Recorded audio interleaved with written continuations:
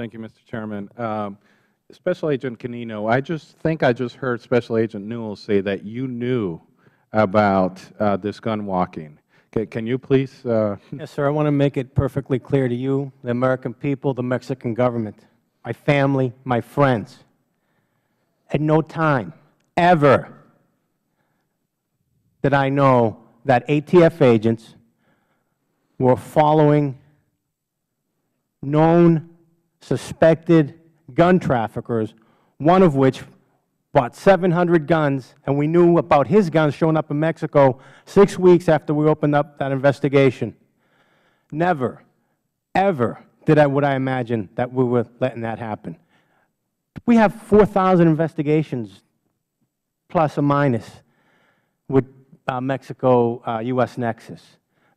There are guns coming in. That's trafficking. The guns are coming into Mexico.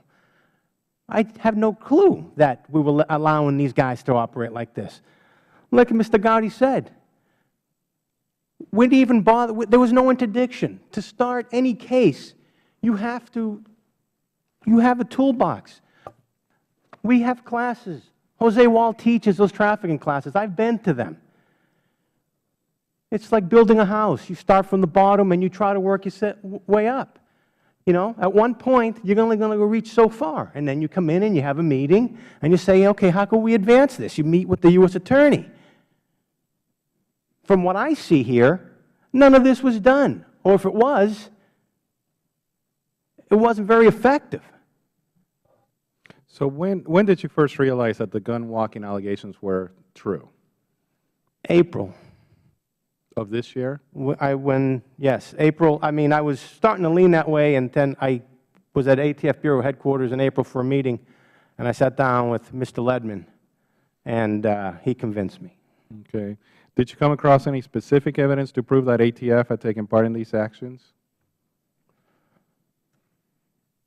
One more time, sorry. Did you come across any specific evidence to prove that ATF had taken part in these actions? Well, from the totality of the circumstances, and then, you know, speaking with different agents and speaking with Mr. Ledman, yeah, and, you know, the guns showing up in Mexico. Did you review any documents or anything? You know, sir, when I visited Mr. Ledman, I took a look at the management log, and if I read it correctly, there were 3 instances in the first 2 pages where we walk away from guns. At that point, I was so disgusted, I didn't even want to look at the case file anymore. And when was that? That was in mid-April or so of this year. Why were you so upset with this information? Because it goes against everything we're taught. I mean, like I was explaining earlier, you don't do that. We're not taught to do that. From the first day we walk into the academy all the way till you leave this job, like Darren said. It's not a recognized investigative technique. This is not a special case. This is just a trafficking case that we do. This is what we do.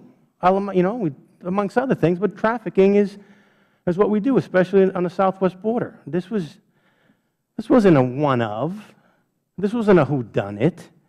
This was, you know, this was a ground ball. Just a basic game, basic case. Yeah. What you do every day. Exactly.